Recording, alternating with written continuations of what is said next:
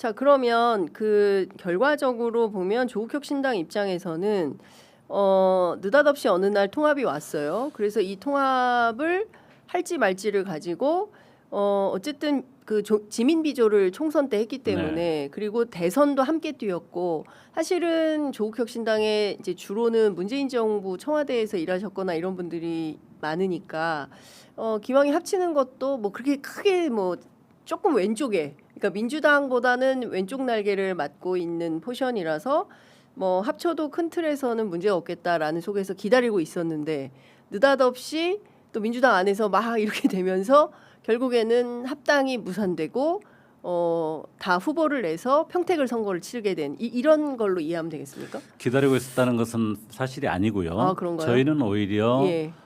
주 기조는 네.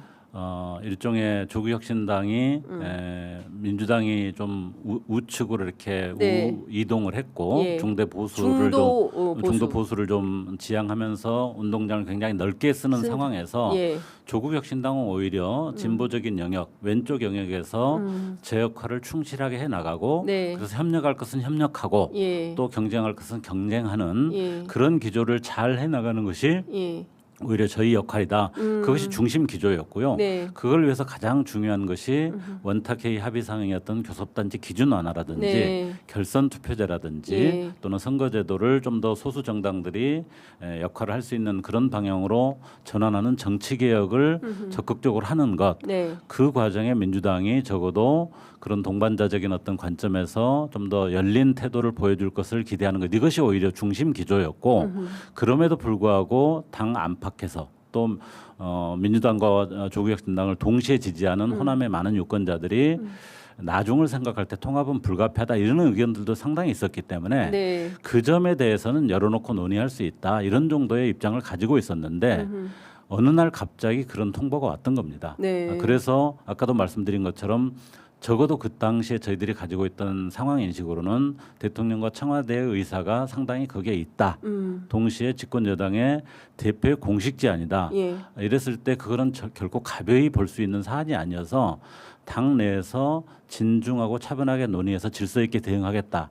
그리고 저희들이 무슨 뭐 지분 뭐 이런 요구하지 않고 우리가 지향하는 정책적 기조나 철학과 관련해서 정말로 함께 할 수 있는 큰 텐트 안에서 약간의 기조를 달리하는 다양성을 유지하는 어떤 정당으로서 같이 갈 수 있는 가능성이 확실하게 보장되느냐라는 부분을 가장 우선적으로 보고 판단하고 논의하자 이렇게 저희들은 방향을 잡고 있었죠. 네. 그럼 김민석 총리의 그 지난 그 겸공 인터뷰는 뭡니까?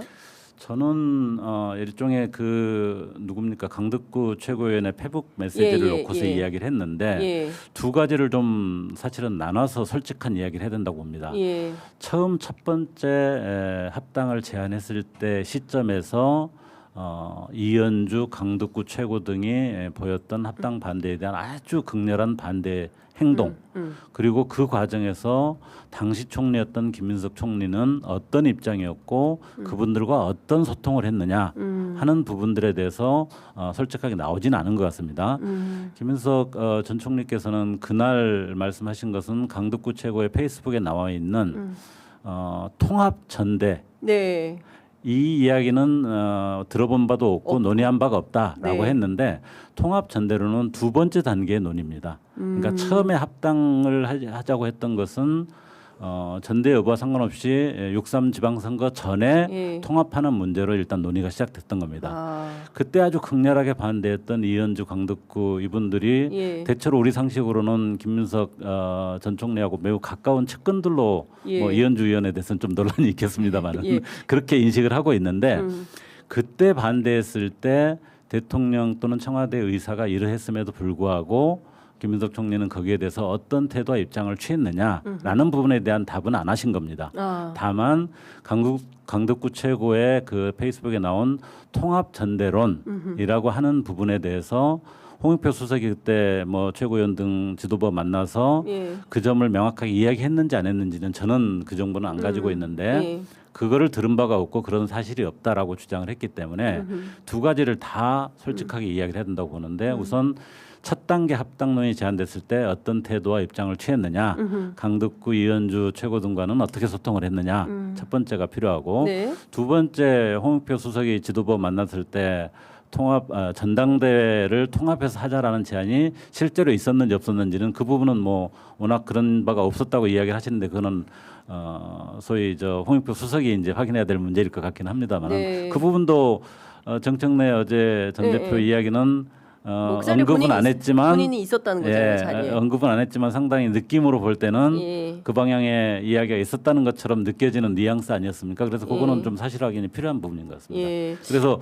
김민석 정총리가 그 발언을 들은 적도 없고 논의된 바도 없다라고만 이야기하는 것은 1단계 합당 논의 때 본인과 이현주, 강덕구 최고 등의 행위, 의사 이런 부분이 어떠했는지에 대해서는 언급을 안 하고 넘어가는 좀 메시지가 아닌가 저는 그렇게 생각을 합니다. 네.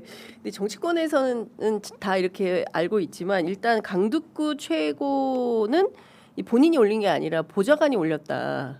페이스북에 이런 주장을 하고 있고요.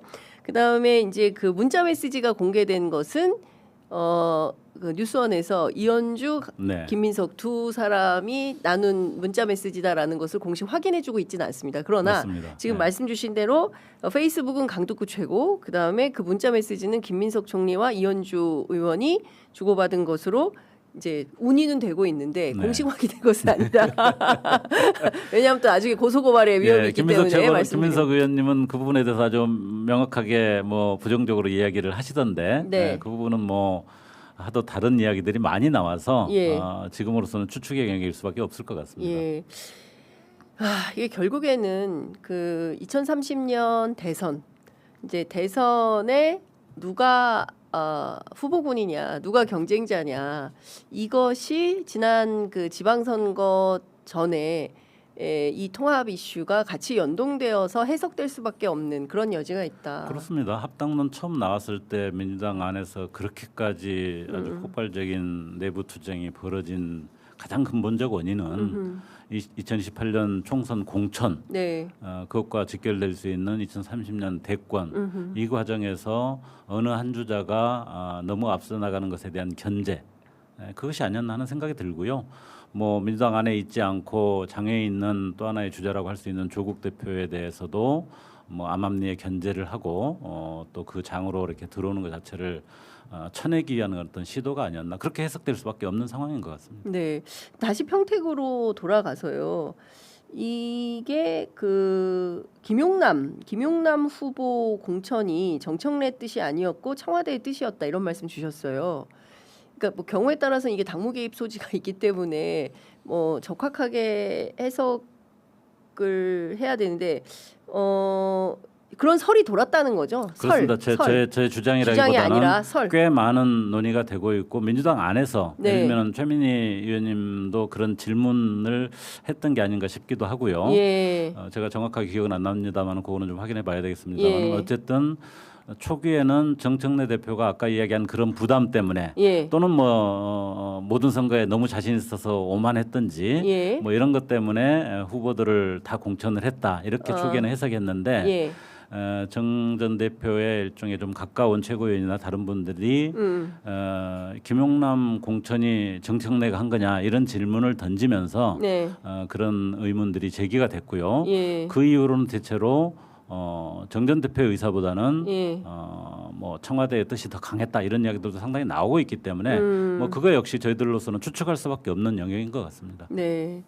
그러니까 결과론적으로는 어쨌든 누구의 뜻이었든지 간에 그러니까 그 당 대표가 후보를 공천을 했으면 그 때늦은 후회를 할 게 아니라 열심히 해서 당선을 시키든지 아니면 단일화를 해서 선거를 뭐 이기게 하든지 이런 전략적 판단을 선거 때 했어야 됐던 것은 아닌가? 그게 뭐 올바른 정당의 역할이었다 또 지도자의 예. 역할이다 이런 생각이 드는데 예. 어쨌든 그런 리더십 자체가 잘 발휘되지 않은 것은 분명한 것 같고 그 결과가 평택의 선거 네. 결과가 아닌가 하는 생각이 드는데 네. 그 선거 자체뿐만이 아니라 그 과정에서 전국 선거에 굉장히 부정적 영향을 줬다든지 또 조국혁신당과 민주당의 당원들 간에 네. 또 굉장히 감정의 골이 만들어진 거라든지 이런 것들이 상당히 아프죠. 네, 사실은 이 평택을 선거가 이제 당시의 지방선거 전체의 선거판에 미친 영향도 엄청 났었습니다. 왜냐하면 제가 부산이나 뭐 이런데 그 영남권 취재를 갈 때마다 제발 좀 그만 싸워라 그렇습니다. 네. 이런 얘기가 되게 많이 나왔었거든요. 결국에는 이제 한 1,000에서 3,000표 차이로 당락에 갈린 곳은 평택을 선거가 상당히 영향을 끼쳤다. 이제 이런 분석들이 있는 것 같습니다. 단일화는 왜 안 됐던 겁니까? 단일화는 평택에서. 여러 가지 그 선거 진행 과정에서 이렇게 좀 뭐랄까요 감정의 골이 패인 것도 뭐 원인이라고 생각할 수 있고요. 네. 그럼에도 불구하고 어쨌든 TV 토론이라든지 일관된 그 논의 과정에서 각 후보들의 입장을 보면은 조국 대표는 필요시 민주 후보들 단일화를 하겠다라는 입장이었고 네. 김용남 후보의 경우는 단일화 절대 없다 이렇게 선언을 했기 때문에 뭐 한쪽 입장만으로 되는 건 아니지 않겠습니까? 설사 이제 물론 단일화 논의가 진행되더라도 그게 잘 됐을 거냐 하는 부분은 알 수는 없으나 네. 적어도 조국 전 대표는 단일화에 대한 분명한 동의 의사가 있었고 김용남 당시 후보는 네. 단일화 절대 없다 이런 입장이었기 때문에 우선 그것이 가장 큰 차이였다. 저는 그렇게 생각을 합니다. 이제 혹자는 이런 이야기를 합니다. 솔로몬 법정의 진짜 엄마처럼 이번 선거를 그렇다고 해서 제3의 후보인 국민의힘, 왜냐하면 조국혁신당 같은 경우에는 이제 국힘 제로를 제1에 이제 표로 걸었기 때문에 이 솔로몬 법정의 진짜 엄마처럼 조국 대표가 차라리 그 후보 사퇴를 하고 김용남 선거 운동을 해서 새로운 좀 어떤 드라마를 만들었다면 오히려 훨씬 더 큰 지도자로서의 위치를 점할 수 있지 않겠냐.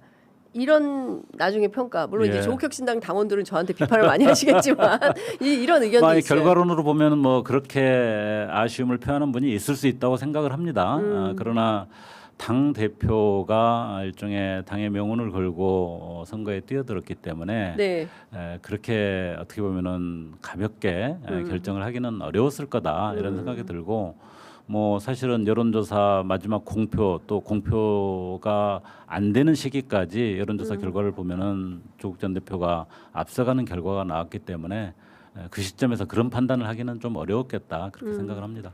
알겠습니다. 오늘 정말 그 궁금한 게 많이 있었는데 전 원내대표이신 서왕진 대표를 통해서 여러 가지 사실들을 확인할 수 있었던 그런 좋은 인터뷰였던 것 같습니다. 제가 대표가 아니라 그냥 막 이야기했습니다. 아니 막 이야기하신 건 아닌 것 같고 그 동안에 이제 논의 과정을 누구보다 잘 알고 네. 계시는 그 골간에 계셨기 때문에 여쭤봤습니다. 오늘 준비한 내용을 하나도 못 여쭤봐가지고요. 조만간 또 모시고 말씀 좀 들어봐야 될 것 같습니다. 오늘 말씀은 여기까지 듣겠습니다. 고맙습니다.